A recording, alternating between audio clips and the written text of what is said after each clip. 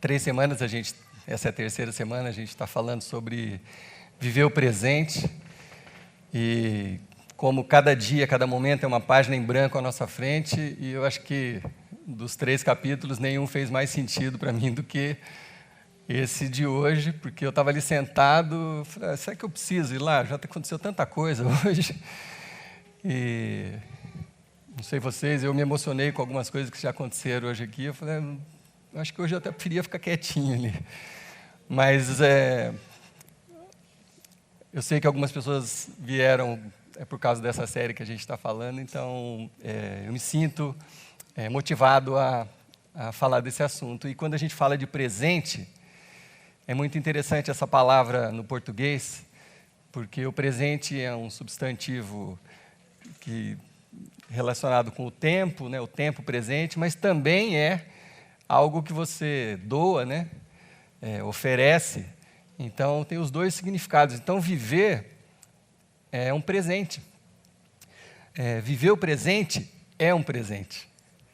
Então, o fato de você estar aqui hoje, o fato de você estar respirando, o fato de o seu dia ter começado, e não sei como foi o seu dia até agora, mas o fato de você estar aqui ouvindo o que eu tenho para dizer, o que Deus tem para falar com você, precisa ser para a gente uma coisa nova, atual, relacionado com o exato momento que ela está acontecendo. Então, é muito interessante você pensar, como eu disse no primeiro capítulo, que o mundo, a gente às vezes tem a impressão que o mundo já está terminado, que a gente precisa se encaixar nele de alguma forma, que o mundo já é uma engrenagem pronta, mas Deus criou o mundo para que a gente continuasse criando. Deus fez tudo maravilhoso, olhou para todas as coisas e falou, como é lindo, como o mar é maravilhoso, a natureza, as árvores, as plantas, os animais, como tudo é lindo. Aí Deus criou toda aquela beleza, colocou-nos ali e falou, agora, multipliquem-se, encham a terra, aproveitem de tudo que tem aí. Foi assim que Deus colocou as coisas para a gente. Então, continuem criando. Então, naquela época, não tinha futebol, não tinha o Palmeiras, coisas que foram belas, que foram sendo criadas depois. Não tinha celular, não tinha tanta coisa que a gente foi acrescentando à criação. E essa é a nossa missão, foi isso que Deus falou, olha, continua criando, continua desenvolvendo. A coisa não é estática. E aí a gente está tentando aplicar isso para as nossas vidas, né? Então, semana passada, eu falei que às vezes, muitos de nós não conseguem viver o presente porque a gente está preso ao passado. Você tem acontecimentos na sua vida familiar, na sua saúde, circunstâncias, coisas que aconteceram com você, que te aprisionam lá no passado, e você não consegue viver o presente porque você está preso lá. E essa mensagem já está disponível no YouTube, se você não esteve aqui semana passada. A gente falou sobre isso, como a gente se libertar do passado. E é meio óbvio o que eu vou falar hoje. Hoje a gente vai falar o contrário, de pessoas que não conseguem viver o presente, porque elas estão com a mente no futuro, no que vai acontecer, no que ainda não aconteceu. Então, eu quero trazer para vocês alguns conselhos sobre como viver a vida sem essa ansiedade com o futuro. Mas é muito interessante, queria destacar mais uma coisa, que quando a gente fala de presente, eu me lembro da história bíblica de quando Deus, depois da queda do homem, Deus voltou a se relacionar com Abraão, e aí Deus começou uma nova jornada com a humanidade, né? E aí, uns 700 anos depois, Deus foi falar com Moisés. E Deus apareceu de uma forma estranha para Moisés, era um arbusto que estava queimando e não parava de queimar. E Moisés, curioso, se aproximou e ele ouviu a voz de Deus. E é muito interessante aquela conversa, porque Moisés tinha 80 anos de idade. Nós ouvimos um testemunho aqui do meu pai, que está hoje com 94. Moisés tinha 80 anos de idade, pastor de ovelhas, já estava aposentado, já estava vivendo uma vidinha ali no campo, na montanha, já estava tranquilo. E talvez na cabeça de Moisés, não havia mais nada que ele podia fazer, né? Com 80 anos, a vida já passou aquela juventude, aquele fervor, então deixou de boa aqui. E Deus desafia Moisés a libertar o povo do Egito. E Moisés não acredita. Fala, mas como eu? Você tem certeza que sou eu, Deus? Eu tenho 80 anos, pega um rapazinho aí de 40. Rapazinho de 40, porque eu já passei dos 40. Eu acho que 40, muito rapazinho. Pega um rapazinho de 40. Porque eu? Né, deixa eu quieto aqui, estou aposentado. E ainda Moisés era gago. Ele falou, como que eu vou fazer isso? É muito para mim. Aí Deus falou, confia em mim. E aí acontece uma coisa interessante relacionada com o assunto. Aí Moisés fala assim, bom, tá, eu vou lá no faraó falar sobre o Deus de Abraão, de Isaac, de Jacó, como é que eu devo apresentar o Senhor para o faraó? Aí Deus fala assim, olha, diga que meu nome é Eu Sou. Eu vou ler o versículo para você. Está lá em Êxodo 3. Disse Deus a Moisés, eu sou o que sou. É isso que você dirá aos israelitas. Eu sou, me enviou a vocês. Vamos abrir um parênteses rapidinho. Nada mais presente do que ser, né? A definição de Deus, um Deus eterno, que não tem, é eterno para trás e eterno para frente no tempo, se é que essa dimensão existe além da nossa dimensão aqui, né? Um Deus eterno, ele só pode ser hoje, presente, agora. Então o nome dele é Eu Sou. Não é eu estou, eu sou. Essa é a melhor forma de você entender a eternidade. Porque a eternidade não pode ser um tempo contado, né? 50 bilhões de anos, não dá para se contar, é agora. Então Deus deu esse nome, ele falou, eu sou. E eu imagino a cena, Moisés chegando para Faraó falando, quem é você? Ele falou, eu sou Moisés. Ele falou, quem te enviou? Eu sou. Eu sou o quê? Você é Moisés, já entendi. Quem te enviou? Eu sou. Deve ter dado uma tela, né, uma tela branca ali na cabeça de Faraó. Como assim eu sou? Eu sou é o nome de quem me enviou. Bom, hoje eu quero falar com você que, como eu, acorda todos os dias, e dias que você está melhor, dias que você não está tão bem, e que você ouve vozes na sua mente e no seu coração te puxando para as coisas que você precisa realizar, fazer, coisas que vão te satisfazer, coisas que vão resolver problemas, e você fica ouvindo aquelas vozes na sua cabeça e no seu coração, aquelas mensagens, e você fica procurando alguma coisa que te dê motivos para acordar no dia seguinte e levar a sua vida. E essas vozes, às vezes, com coisas negativas, te deixam para baixo, te deixam desanimado, e às vezes a gente não sabe o que fazer. Então, uma coisa que faz a gente viver desse jeito, ansioso e pensando no que pode ser, o que deve ser, é uma coisa muito simples. É que nós insistimos em medir a nossa felicidade pela aparente felicidade do outro. Eu e você, nós insistimos em medir a nossa felicidade pela aparente felicidade do outro. O que é isso?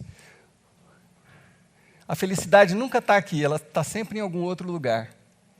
A felicidade vai acontecer para você quando você tiver aquela casa que o fulano tem, ou aquele carro que o fulano tem, aquele emprego que o fulano tem, ou aquela família. Quando você tiver isso é que você vai poder ser feliz.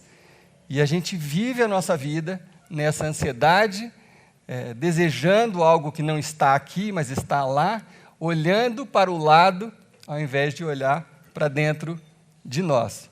Bom, isso começa comigo e com você quando a gente é pequenininho, lá no colégio. No colégio você olha para o tênis do seu amigo e você quer um tênis igual aquele. Hoje em dia, né, a molecada olha para o celular do amiguinho, que é um celular igual aquele. Aí você ganha um celular mais simplesinho, você não está feliz com aquilo, você precisa daquele outro celular um pouco melhor. Mas o que acontece? Você cresce e a coisa continua. Não é verdade? Sim ou não? É verdade. A gente continua olhando para o lado. Ah, meu carrinho é ruim. É ruim por quê? Porque se eu comparo com o outro, que tem um carro melhor, meu carrinho fica ruim. Eu queria ter aquele carro. Se eu tivesse aquele carro, se eu tivesse aquele emprego, se eu ganhasse aquele salário, então eu seria feliz. É isso que a gente acaba acreditando. E aí você corre, faz loucuras para conseguir aquele carro, para conseguir aquela casa, para conseguir aquele celular. Você faz tudo que você pode, você se mata de trabalhar. E o que acontece? A hora que você conquista aquele bem, a sua felicidade dura tão pouco, porque sempre vai ter alguém que tem um celular ainda melhor que o seu, uma casa ainda melhor que a sua, um carro melhor que o seu, uma esposa mais bonita que a sua, um marido mais legal, um trabalho melhor do que o seu, e aí a sua felicidade dura só um pouquinho. Só o tempo de você prestar atenção de novo para o seu lado e sentir a necessidade de que você precisa ter alguma coisa que você não tem. Porque sempre vai ter alguém que tem mais dinheiro, mais talento, mais tudo que você puder imaginar. E o que acontece com você? Às vezes, alguns de nós que se declaram cristãos, chega um momento que você fica incomodado com o que você não tem, você começa a desejar que o outro fracasse. Você só não pode assumir isso porque você é crente, né? É muito feio, né? Você admitir inveja ou alguma coisa assim, mas às vezes uma pessoa que você admira, que você gosta do que ela tem, quando ela dá errado, ela perde o emprego, ou então o filho repete de ano, ou então bate o carro, lá dentro dá aquela coceirinha para você se sentir feliz, mesmo que a hora que você encontrar, você vai fazer cara de paisagem, falar, nossa, que dó, bateu o carro. Você vai ficar muito triste, você vai representar um papel de que você está muito triste, mas às vezes até lá dentro você se alegra, porque você não podia ter aquilo mesmo, então é melhor que a outra pessoa não tenha. Isso é muito feio. Isso é muito feio. Outras pessoas reagem de uma outra forma ruim para elas mesmas. A pessoa vê que ela não consegue, ela vê que está muito distante, ela deseja, mas está longe, nunca vou ter aquilo, nunca vou conseguir aquilo, ela começa a se odiar. Então, ela começa a odiar a pessoa no espelho. A hora que ela olha para aquela pessoa do espelho, ela fala assim, eu nunca vou ser feliz. Você se odeia porque você nunca vai ser tão pontinhos quanto ele, quanto ela. Coloque o que você quiser nos seus pontinhos. Você se odeia porque você nunca vai ser tão talentoso, rico, bonito, interessante, cantar tão bem, ser um grande médico. Você não vai ser feliz porque você precisa, você acha que é aquilo que você precisa. E a lição que a gente vai aprender hoje é que não há nenhum benefício nas comparações. Nenhum benefício nas comparações. Muitos, talvez aqui, hoje estejam sofrendo as consequências de decisões que você tomou, porque você queria possuir coisas, você se endividou, você trabalhou até ficar distante da família, perdeu a família. Hoje, talvez, alguns estejam colhendo a consequência de achar que a felicidade estava em um outro lugar, numa outra situação, e você perdeu aquilo que você tinha, tentando conseguir alguma coisa que você não tinha, achando que a felicidade estava do outro lado. Bom, quem nos aconselha hoje aqui, não sou eu não tenho tanta experiência assim, mas a gente vai recorrer ao homem mais sábio da Bíblia, depois de Jesus Cristo, que é Salomão. Salomão foi uma pessoa que teve tudo. Foi o homem mais rico do seu tempo, mais poderoso do seu tempo, teve mulheres do jeito que ele quis, ele teve tudo, E é ele que vai nos aconselhar. Tem um livro de Salomão, que é Eclesiastes, que eu nem aconselho os menores de 40 anos a ler, porque parece que pode ser meio depressivo em alguns momentos esse livro. Mas Salomão dá uns conselhos muito importantes quando o assunto é sabedoria. E aqui, nesse capítulo 4 de de Eclesiastes, ele vai nos ajudar a entender essa questão da comparação. Olha que interessante como uma coisa escrita há 3.000 anos ainda é tão relevante para mim e para você no dia de hoje. 3.000 anos de história tem isso aqui. O tema do capítulo 4 é assim: as injustiças e os absurdos da vida. É o tema do Eclesiastes capítulo 4. Diz Salomão: descobri que todo trabalho e toda realização surgem da competição que existe entre as pessoas. O que Salomão está falando aqui? Tudo que acontece, todo o trabalho, toda a realização, ela acontece porque as pessoas ficam competindo entre si, comparando-se umas às outras, disputando coisas, tendo inveja um dos outros. E na outra versão da Bíblia, essa versão é a NVI, na Almeida Corrigida, diz assim: também vi que todo o trabalho e toda destreza em obras traz ao homem inveja do seu próximo. Salomão está falando claramente, a gente vive querendo o que a gente não tem. A gente vive de olhar para o lado. E quando você olha para o lado, você não está mais presente. Você está olhando para uma situação que não é o que está acontecendo agora. Eu ouvi há alguns anos uma frase que me marcou também, que assim, a vida real ela acontece entre um projeto e outro. Eu sempre fui um cara de muito projeto, sempre desejei muita coisa na adolescência, e aí descobri muito mais tarde essa realidade. A vida real é que acontece entre um projeto e outro. Não é quando você conseguir realizar aquilo que a vida vai acontecer. A vida acontece hoje, entre um projeto e outro. Bom, enfim. As pessoas avaliam como elas estão baseada na observação de como os outros estão. Então, assim, a sua situação, você classifica como você está, dependendo de como o outro está. O seu vizinho, seu irmão, alguém do seu convívio, você tira pela pessoa a sua avaliação pessoal. Será que eu estou bem? Será que meu casamento vai bem? Será que eu estou bem no meu emprego? Comparado com quem? É assim que a gente faz as avaliações. E aí Salomão diz o seguinte: mas isso também é um absurdo. Fazer isso é correr atrás do vento. É tolice. Você tirar as conclusões sobre si mesmo olhando para o outro é tolice, é perda de tempo. O homem mais sábio, mais poderoso do seu tempo está dando esse conselho para a gente hoje aqui. E ele não está querendo dizer que você tem que cruzar os seus braços e falar: a vida é assim mesmo, então não vou fazer nada. Não. Inclusive, ele deixa isso claro no versículo seguinte.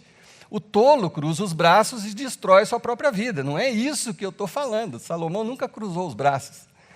Ele não é isso que ele está falando. Ele está falando que você deve levar a sua vida sem ficar olhando tanto para os lados, medindo a sua própria vida com a vida das outras pessoas. É disso que ele está falando aqui.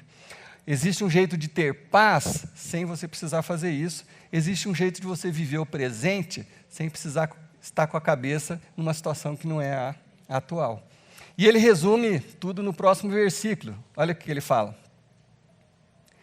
Melhor é ter um punhado com tranquilidade do que 2 punhados à custa de muito esforço e de correr atrás do vento. No fim das contas, o que é que eu e você estamos buscando? Vamos ser bem sinceros. Nós estamos buscando paz, tranquilidade. Não é isso que a gente está buscando? Você acha que se você tiver um salário igual ao outro, você vai ter paz e tranquilidade. Na verdade, o que você está buscando é paz e tranquilidade. Então, Salomão está te dando uma fórmula para você chegar mais rápido na paz e tranquilidade.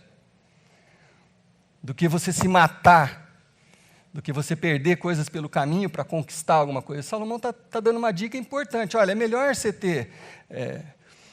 ter um punhado com tranquilidade do que 2 punhados à custa de muito esforço. É melhor você ter um punhado, a sua porção, sem que você precisa se matar ou morrer por causa daquilo. É muito melhor isso do que você ter 2 e viver sem paz e sem tranquilidade, que é aquilo que você estava buscando. Então, o que Salomão está falando para mim e para você é que você pode trabalhar, você pode ir atrás de todas as coisas que você sonha, mas não a qualquer custo. Dá para entender? Esse é um resumo do que ele está falando aqui. Trabalha, se esforça, mas nem tudo vale a pena. Nem todo esforço vai te trazer paz e tranquilidade. Vai te trazer um pouco mais de dinheiro, vai te trazer um pouco mais de poder, de posição, mas não vai te trazer aquilo que você realmente precisa, que é paz e tranquilidade. Então, quantas pessoas a gente conhece que passaram dos limites, né? E hoje estão infelizes, porque desejaram tanto alguma coisa que elas pagaram um preço. Da corrupção, da mentira, de passar o outro para trás. Hoje estão infelizes. Umas estão presas, outras estão doentes, outras estão sozinhas, porque pagaram o preço, quiseram pagar o preço. Mais um exemplo de Salomão aqui, para deixar um pouco mais claro, versículo 7, Salomão fala assim: descobri ainda outra situação absurda debaixo do sol. Havia um homem totalmente solitário, não tinha filhos nem irmão, ele não tinha herdeiros, né? E trabalhava sem parar. Contudo, os seus olhos não se satisfaziam com a sua riqueza. Quantas pessoas, né, a gente conhece que nunca estão satisfeitos, né? Às vezes tem até muito, mas não param, porque sempre vão ficar olhando para os lados. Salomão quer dizer que isso é uma estupidez. Ele fala assim: esse homem sequer se perguntava: para quem eu estou trabalhando tanto e por que razão eu deixo de me divertir? Por que eu não estou vivendo hoje e estou vivendo essa busca incessante de alguma coisa, de algum lugar que não é agora? O homem mesmo não parava para refletir, como às vezes a gente não para refletir. E é a essa reflexão que Salomão está nos convidando hoje. Meu, para refletir. Você está atrás do quê? Paz e tranquilidade? Talvez não vai ser fazendo o que você está fazendo, ou o que você acha que devia estar fazendo, que vai te trazer isso. Talvez. Isso também é um absurdo. Isso também é um trabalho muito ingrato, diz Salomão. Por que é absurdo? Por que é ingrato? Porque sempre vai ter o outro que vai ter mais do que você, vai possuir mais do que você, vai conquistar o que você não conquistou. Então, é infinito, não tem um lugar que você vai chegar e você vai conquistar aquilo que você estava buscando, porque sempre que você chegar, vai ter um passo a mais para dar. Bom, o que fazer então? Como viver hoje sem ficar olhando para o lado? Primeiro, eu acho, entendendo isso que Salomão está falando. Você aprender a viver contente com o seu punhado. Deus colocou na minha mão, na sua mão, na mão de cada um punhado, uma porção, que é suficiente para você ser feliz, para você viver. Eu não estou falando em quantidade de dinheiro, por favor, tenta entender isso de uma forma mais ampla. Deus colocou uma quantidade de talento para você, uma inteligência, uma beleza, um dom, uma facilidade para alguma coisa, uma limitação. Você tem o seu punhado. Então, se você aprender a viver com ele, sem ficar olhando para o lado, você pode manter a outra mão aberta para que Deus possa colocar o que Ele quiser. Agora, se você faz de tudo para ficar com a mão cheia, com 2 punhados, não tem espaço para Deus fazer nada com você. Porque você está ocupado, e correndo, e fazendo aquilo que você acha que vai te trazer a felicidade. Salomão, inspirado por Deus, está falando assim: aprenda a viver com o que você tem. O que significa aprenda a viver com o que você tem? Chama contentamento. Viver contente com o que você tem hoje. Esse é o segredo. O apóstolo Paulo, meu xará, ele, num determinado momento, ele diz o seguinte, ele falou: olha, já tive muito, já tive pouco, Já fiquei doente, já tive saudável, já tive preso, já tive livre. Hoje, eu aprendi a viver contente em cada circunstância. Se eu estou doente, eu estou contente. O que é contente? Não é que você está alegre quando você está doente, mas você tem contentamento. Você está vivendo aquele momento e tudo bem, estou passando por isso agora. Daqui a pouco eu vou sarar, está tudo certo. Está difícil agora, daqui a pouco não está mais tão difícil. Viver contente com o que eu tenho nas mãos, é isso que a Bíblia nos ensina. E Jesus, quando ele veio, ele apresentou para nós um Deus que olha para você do jeito que você está, com o seu punhado na sua mão, e te ama desse jeito. É um Deus que Jesus apresentou como Pai. E não aquele, como eu disse no início, não aquele Deus distante, etéreo, que você não pode falar com Ele sequer. Na época de Jesus, você não podia falar com Deus, o sacerdote que tinha que falar com Deus por você. Jesus veio apresentar um Deus que é Pai, que olha para você do jeito que você é, exatamente como você é, e te ama desse jeito. Esse Pai, que é um Pai perfeito, que é um Pai muito melhor do que qualquer um de nós pais aqui, esse Pai, ele não fica comparando você com ninguém, com absolutamente ninguém. Deus não olha para você e fala, eu gosto mais da fulana porque ela canta um pouco melhor, eu gosto mais daquele ciclano porque ele me serve com mais dedicação do que o outro, então eu gosto mais desse. Um pai perfeito não faz isso. Qual pai, um pouco legalzinho, como alguns de nós tentamos ser, vai fazer isso com o próprio filho? Você fica comparando seu filho com outro? Se você faz, para de fazer isso. Não é legal.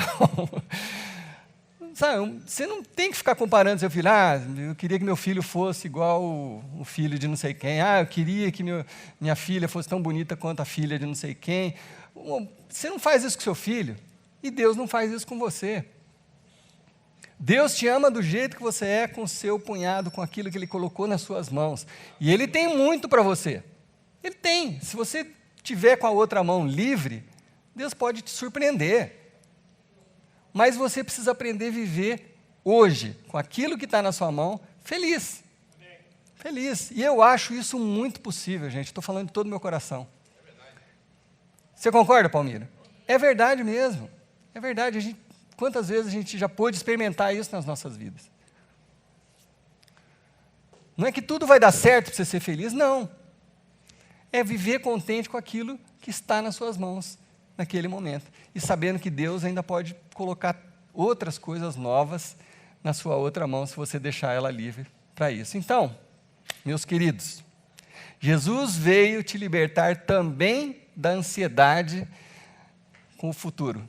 Jesus também, como Ele veio te libertar do passado, Ele também veio te libertar dessa ansiedade de querer ter o que você não tem, de querer fazer aquilo que você ainda não fez, de viver com a sua cabeça num outro lugar, achando que a felicidade não está aqui, ela está lá. O dia que nós aprendermos a viver o hoje, na companhia do eu sou, aquele que é, o dia que a gente aprender a viver assim, a gente vai ser muito mais feliz. Amém? Amém. Vocês creem nisso? Amém. Então vamos tentar fazer isso, vamos tentar viver assim. Amanhã é um novo dia. Para de olhar para a mesa do lado, para a pessoa do lado, para o seu vizinho, e olha para o eu sou, aquele que é e aquele que pode te mudar a sua vida. Amém? Amém. Deus, eu sei que nem sempre é fácil, eu sei que a gente é acostumado desde pequeno a ficar se comparando, e é um desafio, Deus, é um desafio fazer isso que Salomão ensinou. Mas também é um desafio a gente se libertar do passado, então, por isso nós precisamos do Senhor. Então eu te peço, Deus, que o Senhor esteja frutificando essa semente no coração de cada um de nós, que a gente possa olhar para o Senhor como um Pai perfeito, que nos ama do jeito que nós estamos e que pode nos oferecer paz e tranquilidade hoje. A gente não precisa das conquistas e para se sentir em paz e tranquilo.